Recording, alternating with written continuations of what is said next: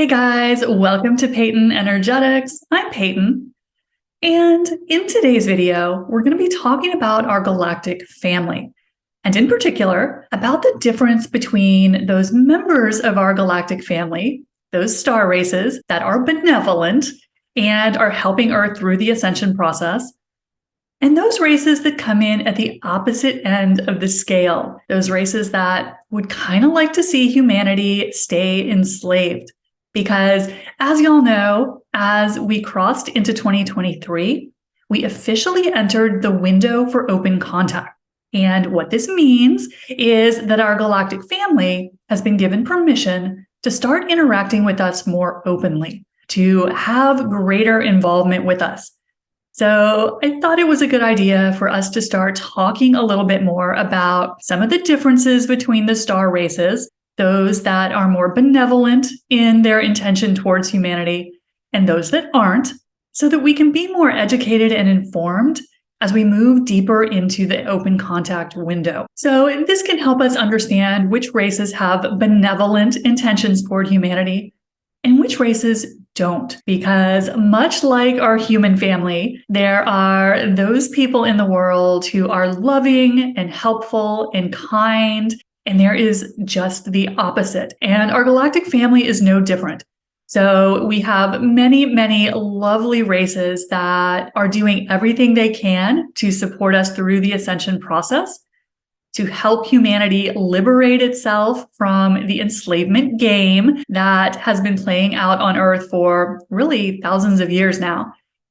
And there are those races who would like things to stay the way they are, who have no trouble enslaving and suppressing humanity and want to continue to do so. So the more we can understand who we are dealing with, the more prepared we'll be as we start to be reintegrated into that family. And this is never intended to put us in judgment of any particular star race or to put us into fear, but it's to help us be aware so that we can use our discernment and our sovereignty and that we know who we're dealing with, which is going to be very important as we start to have more contact with these very diverse races. As y'all know, as we become more multidimensional, things get vastly more complicated. We are so used to our 3D way of operating where things are kind of black or white. We kind of know where we stand. But as we become more multidimensional, the story becomes much more complex.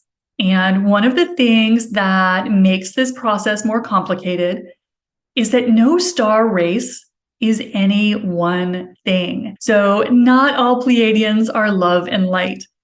But by the same token, not all reptilians are malevolent. Now, we may have an overwhelming majority of certain star races that fall into a particular category, but we always have to be careful with putting labels on things, which of course our human minds love to do. So we are going to talk very generally today, just to give you a sense of what the guides like to call the benevolence scale. So as I mentioned earlier, just as humanity has a whole spectrum of those people who are loving and good and those people who not so much, our galactic family is the same way. So the guides are going to talk to us a little bit in today's video about this scale or this range that exists in our galactic family and help us understand it a little better so that, again, our eyes are open.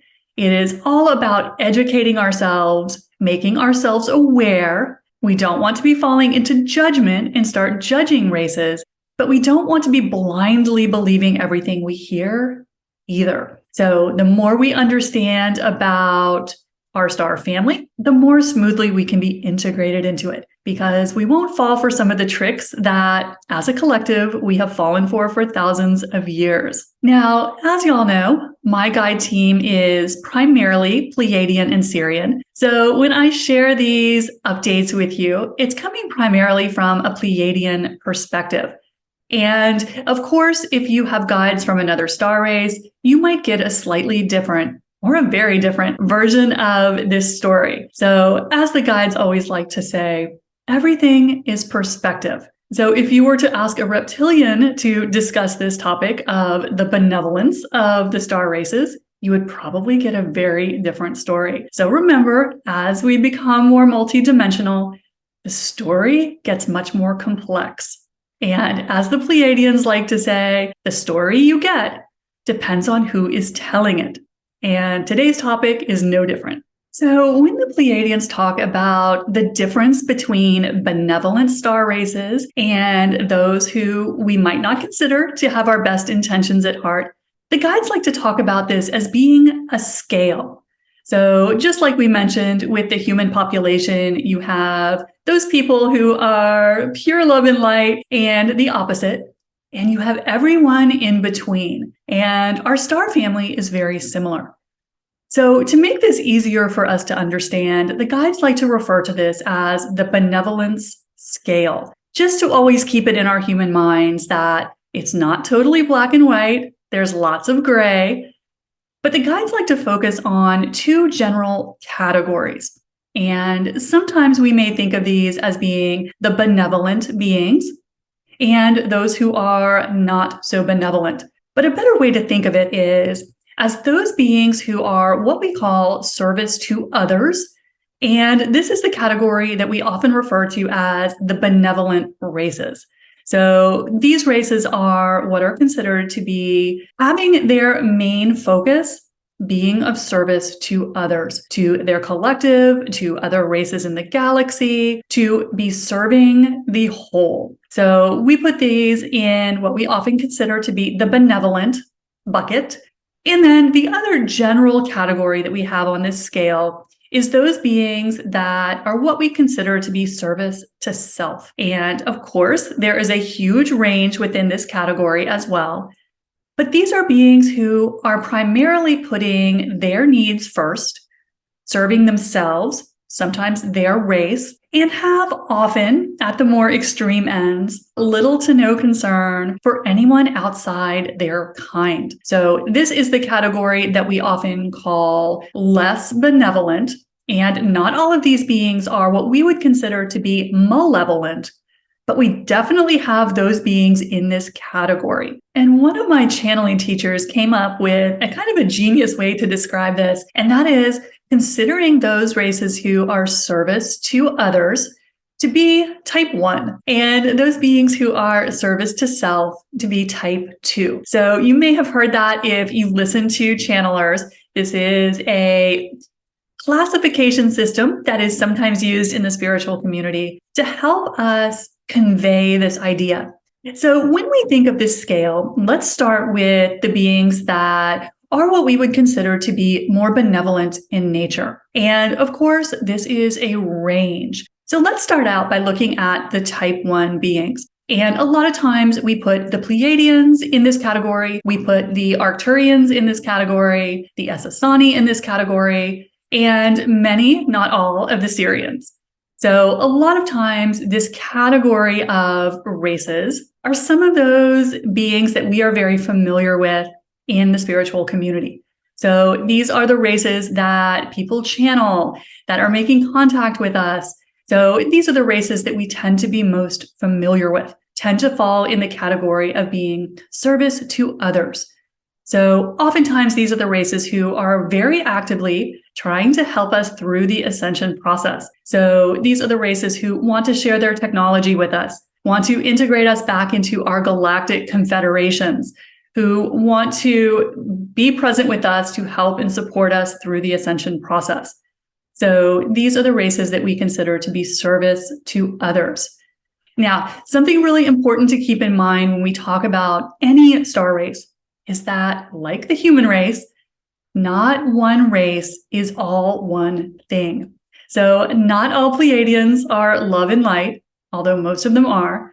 And as we mentioned earlier, not all reptilians are malevolent, although many of them are. So always keep in mind, we are talking in generalities, but in general, the races that we as a spiritual and awakened community are most familiar with tend to fall in this category of being service to others. Now, there's something really important to understand about this category of being, these categories of star races. When we talk about those beings who are at the most extreme end of benevolence, So the most highly dedicated to serving others, something interesting happens. And that is, the more a race is committed to being of service to others, the more that race tends to respect the free will and the independence of other civilizations.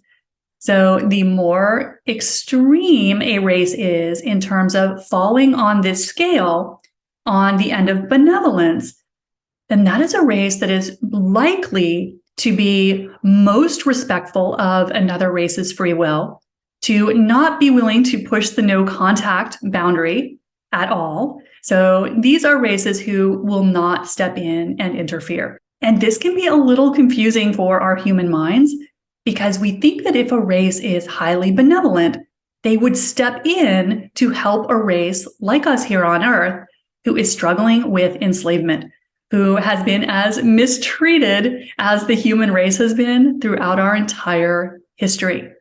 But the opposite is actually the case. So the more a race falls on the extreme end of what we can think of as being type 1 or service to others, the less likely that race is to interfere with what is going on in another civilization, even if they see that civilization about to destroy itself. So whereas to our human minds, we might think, why don't these beings just land, help us with everything that we need help with, give us all the technology that we need?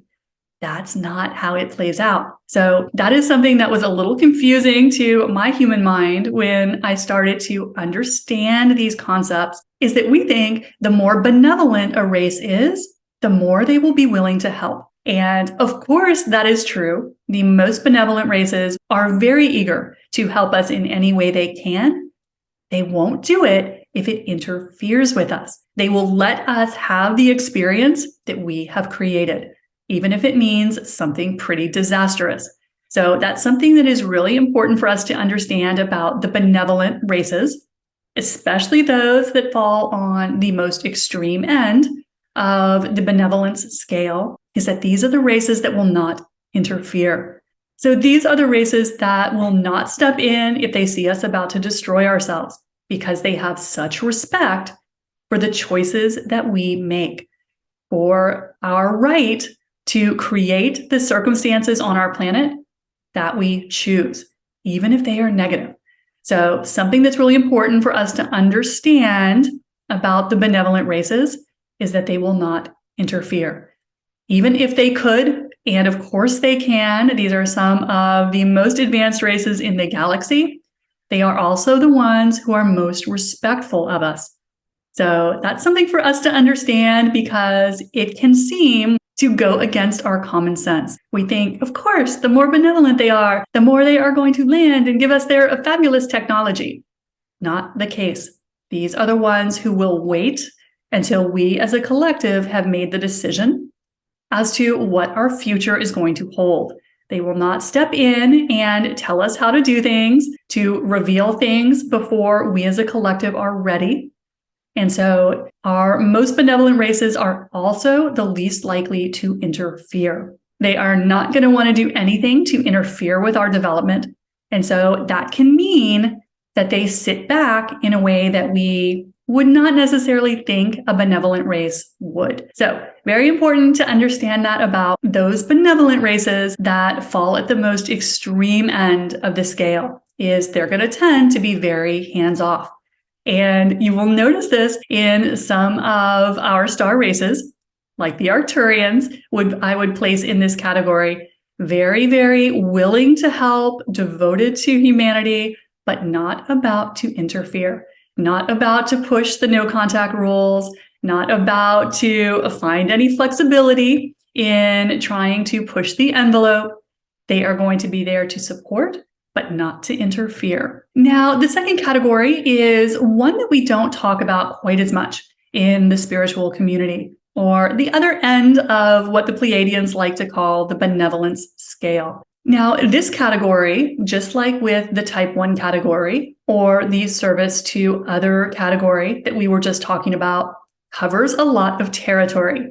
So when we are talking about the type 2 beings or those who are service to self, covers a lot of ground. So we have everything from what you would consider to be very loving, benevolent races, all the way through those beings who are the most malevolent in the galaxy. And we generally put the ancient reptilians in this category. The guides have said that the ancient reptilians are the most malevolent beings in our galaxy, but they're also one of the most highly evolved. So they are one of the highest beings on our density scale, being high 6th density beings. And sometimes that can catch us by surprise that our most malevolent beings in our galaxy are also some of the highest in evolution. So we put the ancient reptilians at the extreme end of being service to self, or what we would consider to be downright malevolent. But we also put many times many of the species of the grays in that category. Now, not all. The grays covers a huge range of races, but there are many of the more negatively oriented grays that we put in kind of the extreme end of this type 2 category, or service to self. Now, when we talk about beings who fall into service to self category, a couple of things that it's good to know. One is that this can range from beings like the negatively oriented grays and the reptilians that are what we would consider to be downright malevolent. But you can also have in this category of service to self many beings and races that are highly benevolent. So that's where this gets a little confusing. So what would put a being in this category of service to self while they were still a loving, benevolent being is that we have a number of races and beings who, while being very loving, very benevolent, wanting to help all, are willing to push the boundaries a bit when it comes to things like the no contact principles. So there are a number of races who will push the boundary a bit in being willing to help struggling civilizations, like us here on Earth. So if there is a race of beings who are willing to step in if they see another civilization being abused, like us here on Earth, there are certain races who look at the situation and say, enough is enough. There are a number of races who are looking at what is going on Earth and seeing that humanity has no chance to right the ship if we don't know we're being enslaved and manipulated. And so there are several star races who are willing to help out in situations like this. When they see another civilization being abused or enslaved or having some of the things done to them that have been done to us on Earth. So there are those races who look at that situation from a position of benevolence and say, we need to help out. And so these are some of the races who are willing to bend the no contact rules, no contact requirements, to step in and help a race that is being abused. And so because they are willing to be a little flexible on the no contact rules, and these rules, as we talked about in the video I did on what the no contact protocols are, and you might want to check that out if you haven't watched it, because it's really good to know. So when we have races who look at civilizations that are being mistreated, being manipulated, or enslaved, the races who are willing to step in to say this is not right, these races look at situations like that and think that if they stand back and do nothing, they are allowing a wrong to be perpetrated and continued. So what places these beings in the type 2 category, even though they are highly benevolent and very much of service to all, a race moves itself into the middle of the scale or even tipping over into type 2 or service to self when that race is willing to step in or intervene on behalf of another civilization. So how this can play out is, say that you have a civilization like Earth that has been enslaved for thousands of years. There are certain members of our galactic family who think that the humans don't have a chance to correct the situation. We don't have a chance to right the ship if we don't know we're being lied to and enslaved. And in that situation, there are certain star races who are willing to bend the rules a little bit. But there are races who look at situations where unfairness is happening in a situation where a new civilization like us, because we are just evolving, is being enslaved or mistreated or manipulated. There are races who are willing to bend the rules and help out, to push the no contact requirements in the interest of helping the civilization that's being abused. And because of this willingness to step in, to offer help that can move them out of the pure service to others category into the gray area in the middle, or even over into what the guides might call type 2, service to self, only because of the willingness to step in and offer help in a situation where a civilization may be being mistreated. This can slide a benevolent race over into the middle of the scale, or even over a little bit into the service to self category, just because they're willing to push the envelope and offer help and offer assistance when a civilization doesn't know it needs it. So this area is where we get a little into gray territory, where we have very loving and benevolent beings who are kind of in the middle of the scale. And some of the beings that often are placed in this territory of being very loving and benevolent, but willing to say enough is enough when another race is being abused. And Earth certainly falls into that category.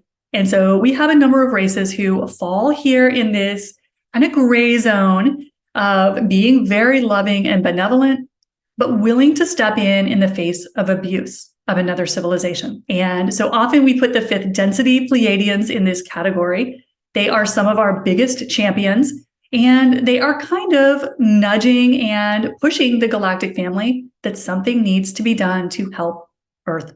Because how can we correct a problem and get ourselves on the right track when everything we are being fed is based on manipulation and deception? If you are always being lied to, you don't know you're being lied to. And so some of our star family thinks that that has gone on long enough. And so they're willing to push the boundaries. They are willing to push some of the galactic protocols that would encourage them to let us sort our business out ourselves. But many of the races are realizing, especially with a complex situation like we are here on Earth, that help is needed. Otherwise, you are sitting back and letting abuse continue on your watch. And some of our star family members are not okay with that. They say that this has gone on long enough. A race cannot correct itself when it doesn't know that it's being manipulated and enslaved. But I would put the 5th density Pleiadians kind of as one of our examples of this, of very, very loving beings wanting nothing more to help us, but who are willing to push the envelope, willing to push the rule when it is in the interest of preventing mistreatment, preventing abuse. But the more strictly benevolent races would not step in this situation. So that's where we start to see some complexity in the benevolent scale. We start to see it's not all black and white as our human minds want everything to be. And this is a reason why it's really important for us to understand this concept, because as we move deeper into the contact window, we're going to start interacting with more and more of our galactic family. And some of the beings who fall at the more extreme end of being service to self are masters of deception and manipulation. So as humans, it's important for us to understand the landscape that we are walking into so that we can be sovereign in ourself. Because as humans, we are the ones in the physical body. We are the ones who determine who has access to us. So we want to be working with who we think we're working with. So understanding that we can't take things at face value, because again, we have a lot of very loving beings in our galactic family, but we have a number that we need to keep our eye on. And we just don't want to fall for any more tricks. We have been lied to as a civilization long enough.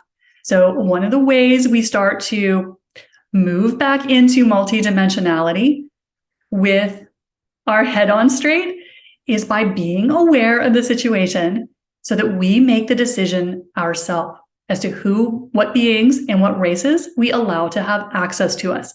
So that is one of the important things about this discussion of the benevolent scale, is to make sure that we as a human collective are in the driver's seat. And it's time for us to see who we are actually dealing with. So the goal of the Pleiadians sharing with us their take on the benevolent scale is to help humans be sovereign in their space, for us to be the ones who determine who we interact with and make sure that we know who we're actually interacting with. So two things become really important for us as humans to really be practicing as we move into greater contact with our galactic family. The first is what the guides call sovereignty. And that is what I was just describing, that you as the human are in control of who has access to you. So if you are working with guides, if you are channeling, if you're connecting with your star family, you are in charge of who you allow to have access to you. So sovereignty is very important because, as the Pleiadians like to say, we have nothing to fear from the malevolent beings, those who are on the very extreme end of service to self. They say we have nothing to fear from them as long as we don't hate them or fear them, or believe that they can do something to us. As long as we know we are in charge, the guides have always said we have nothing to fear, even from those pesky reptilians. But it's all about knowing you are in charge. And then the second thing that the guides always talk about in this conversation about the benevolent races and the ones that aren't is the question of discernment. And you've heard me talk about this in lots and lots of videos. Discernment is just the practice of looking behind the veil. Discernment is all about not falling for face value. It is about looking at the energy behind everything and reading and interpreting everything through your intuition. Because again, we can't trust what is being presented to us at face value. We know that by looking at the world around us. So the more we turn up our discernment, the more we look at the energy behind everything, run everything through our intuition, we won't be able to be fooled. We won't be able to be deceived anymore. And this is something that has really kind of crippled us as a human collective for thousands of years. We were in the mind, we were in the physical senses, and we believed things at face value. Can't do that anymore. And we are learning that as an awakened community. So turning up your discernment dial as you start to open your abilities, super, super important. So I hope this has helped you understand your galactic family a little better, understand the difference between some of the races that we're going to be interacting with in the future, and understand how to put yourself in the driver's seat. So I hope this helped you. I'll see you soon. Bye.